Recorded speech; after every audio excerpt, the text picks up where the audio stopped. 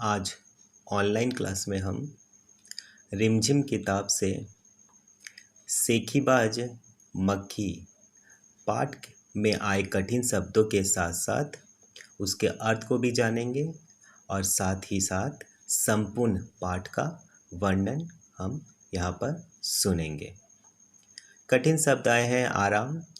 आराम का अर्थ होता है विश्राम। स्नान। स्नान मतलब होता है नहाना। मुश्किल। मुश्किल का अर्थ होता है कठिनाई। दहाड़ा अर्थात दहाड़ना। दहाड़ना का अर्थ होता है शेर की तेज आवाज़। जब शेर गुर्राता है तो उसे दहाड़ना कहते हैं। आग बबूला होना यह एक मुहावरा है जिसका अर्थ है बहुत गुस्सा आना। घायल। घायल का अर्थ है चोट। राज। राज मतलब होता है शासन करना, अर्थात जब किसी राज्य में राजा शासन करता है तो उसे राज करना भी कहते हैं। कोशिश। कोशिश का अर्थ है प्रयत्न। अब हम पाठ का यहाँ पर विस्तारित रूप से वर्णन सुनेंगे। एक था जंगल। उस जंगल में एक शेर भोजन करके आराम कर रहा था। तो जंगल का अर्थ होता है वन, जहाँ पर तरह तरह के जंगली जानवर रहते हैं और ऐसा कहा जाता है कि जंगल का राजा शेर होता है। तो यहाँ हम देखेंगे कि एक शेर है जो भोजन करके आराम कर रहा है। इतने में एक मक्खी उड़ती उड़ती वहाँ आ पहुँची। शेर ने 2-3 दिनों से स्नान नहीं किया था, इसलिए मक्खी शेर के कान के एकदम पास भिन भिन करने लगी। तो हम यहाँ देखेंगे कि उसी समय एक छोटी सी मक्खी, हम चित्र में भी देखेंगे कि एक छोटी सी मक्खी ऊपर उड़ रही है और नीचे शेर आराम कर रहा है। तो हम देखेंगे कि शेर 2-3 दिनों से स्नान नहीं किया था और हम यह भी जानते हैं कि मक्खी गंदी चीज़ों पर ही बैठती है, भिन भिनाती है। तो शेर ने यहाँ पर कई दिनों से स्नान नहीं किया था, इसलिए मक्खी शेर के कान के पास आकर भिन भिनाने लगी। शेर को बहुत मुश्किल से नींद आई थी। उसने पंजा उठाया, मक्खी उड़ गई, लेकिन फिर से शेर के कान के पास भिन भिन शुरू हो गई। तो हम देखते हैं कि मक्खी शेर के कान के पास भिन भिना रही है, तो शेर ने क्या किया, पंजा मारा, तो मक्खी उड़ गई, परंतु फिर से वह शेर के पास आकर भिन भिनाने लगी। इससे क्या हुआ, शेर को गुस्सा आया। शेर भोजन करके आराम कर रहा था, नींद भी उसे आ चुकी थी और मक्खी के बार बार भिन भिनाने पर उसे गुस्सा आया। वह दहाड़ा, अरे मक्खी दूर हट, वरना तुझे अभी जान से मार डालूंगा। तो शेर को गुस्सा आ गया और उसने दहाड़ते हुए कहा कि मक्खी यहाँ से दूर चली जा, वरना तुझे मैं मार डालूंगा, यानी ख़त्म कर दूंगा। मक्खी ने धीरे से कहा, छी छी, जंगल के राजा के मुंह से ऐसी भाषा कभी शोभा देती है। तो मक्खी ने धीरे से कहा कि जंगल का राजा जो होता है वो तो महान होता है, दयालु होता है, परोपकारी होता है, और उसी के मुंह से ऐसी बातें यह बिल्कुल ही शोभा नहीं देती है। यह सुनते ही शेर का गुस्सा बढ़ गया। उसने कहा, एक तो मुझे सोने नहीं देती, ऊपर से मेरे सामने जवान देती है। चुप हो जा, वरना अभी। शेर का मक्खी की बात को सुनकर शेर का गुस्सा और बढ़ गया। उसे और तेज गुस्सा आया और उसने उससे कहा कि एक तो मैं मुश्किल से सो रहा हूँ और तुम मुझे परेशान कर रही हो, और ऊपर से छोटी होकर बड़ी बड़ी बातें करती हो। तो शेर को बहुत ज़्यादा गुस्सा आ गया। मक्खी बोली, वरना क्या कर लोगे, मैं क्या तुमसे डर जाऊंगी, मैं तो तुमसे भी लड़ सकती हूँ, हिम्मत हो तो आ जाओ। मक्खी जो है उसने पलटकर शेर को जवाब दिया कि मैं तुमसे डरती नहीं हूँ, मैं छोटी हूँ तो क्या हुआ, मैं बहुत बहादुर हूँ, और तुम इतने बड़े हो, जंगल के राजा हो, तुमसे भी मैं लड़ सकती हूँ, मुझ में इतना हिम्मत है। यह बात मक्खी ने शेर से कहा। शेर आग बबूला हो उठा, उसने कान के पास पंजा मारा। मक्खी तो उड़ गई पर कान जरा छिल गया। मक्खी उड़कर शेर की नाक पर बैठी तो उसने मक्खी को फिर पंजा मारा। मक्खी उड़ गई, अब की बार शेर की नाक छिल गई। अब हम आगे देखेंगे कि एक मुहावरा का यहाँ पर बहुत ही सुंदर प्रयोग किया गया है। वह मुहावरा है आग बबूला होना, अर्थात बहुत गुस्सा आना। तो शेर को बहुत गुस्सा आया। गुस्सा आने पर उसने कान पर बैठी मक्खी को उसने मारने की कोशिश की, पर छोटी सी मक्खी फुर से उड़ गई। और क्या हुआ, शेर ने कान में ही अपना पंजा मारकर घायल कर दिया। उसके बाद मक्खी नाक में जाकर बैठी।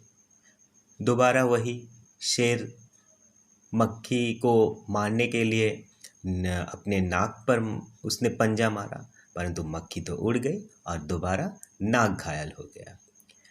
और ऐसा सिलसिला बार बार चलता गया। मक्खी कभी शेर के माथे पर बैठती, कभी गाल पर तो कभी गर्दन पर। शेर पंजा मारता जाता और खुद को घायल करता जाता। मक्खी तो फट से उड़ जाती। इसके बाद मक्खी कभी उसके माथे पर जाकर बैठती, कभी गाल पर, कभी गर्दन पर। और शेर क्या करता, उसे मारने की कोशिश बार बार करता और छोटी मक्खी तो फुर से उड़ जाती और शेर अपने आप को ही घायल करता जाता। अंत में शेर ऊब गया, थक गया। वह बोला, मक्खी बहन अब मुझे छोड़ दो, मैं हारा और तुम जीती, बस। अंत में क्या हुआ, अब शेर को समझ आ गया कि इस मक्खी को मैं मार नहीं सकता हूँ और बल्कि मैं तो अपने को ही घायल करता जा रहा हूँ। तो उसने बहुत ही विनम्र से कहा कि मक्खी बहन अब मुझे छोड़ दो, चलो मैं मान लेता हूँ कि तुम जीत गई हो और मैं हार गया हूँ। मक्खी घमंड से चूर होकर उड़ती उड़ती आगे बढ़ी। सामने एक हाथी मिला। मक्खी ने कहा, अरे हाथी, मुझे प्रणाम कर। मैंने जंगल के राजा शेर को हराया है, इसलिए जंगल में अब मेरा राज चलेगा। हाथी ने सोचा, इस पागल मक्खी से बहस करने से समय कौन बर्बाद करे। अब क्या हुआ, हम देखेंगे कि मक्खी के अंदर घमंड आ गया, क्योंकि उसने ऐसा मान लिया कि उसने जंगल के राजा शेर को हराया है। जब वह आगे बढ़ी तो उसे एक विशालकाय, एक बड़ा सा एक हाथी मिला। हाथी को देखते ही उसने कहा कि मुझे प्रणाम कर, क्योंकि उसमें तो अहंकार आ ही चुका था। और उसने कहा कि मैंने जंगल के राजा शेर को हराया है, इसलिए अब मैं शेर से भी ताकतवर हूँ। हाँ, और मैं अब इस पूरे जंगल का राजा बन गया हूँ, शासन करूँगा। ठीक है, तो तुम मुझे भी प्रणाम करो। हाथी को कहीं जल्दी जाना था। उसने सोचा कि इस पागल मक्खी से कौन समय बर्बाद करेगा, इसलिए उसने तुरंत हाथी ने सूंड ऊपर उठाकर मक्खी को प्रणाम किया और आगे बढ़ गया। तो उसके बाद हम देखेंगे कि हाथी ने सूंड उठाया और उसको प्रणाम किया और आगे बढ़ गया, क्योंकि वह समझ गया था कि इस पागल मक्खी के साथ बातचीत करके, बहस करके कोई फ़ायदा नहीं है और मुझे यहाँ से जल्दी ही इसकी बात को सुनकर आगे बढ़ जाना चाहिए, चले जाना चाहिए। सामने से आ रही लोमड़ी ने यह सब देखा। लोमड़ी मंद मंद मुस्कुराने लगी। इतने में मक्खी ने लोमड़ी से कहा, अरे ओ लोमड़ी, चल मुझे प्रणाम कर। मैंने जंगल के राजा शेर और विशालकाय हाथी को हरा दिया है। हम सभी जानते हैं कि लोमड़ी एक चालाक जानवर होता है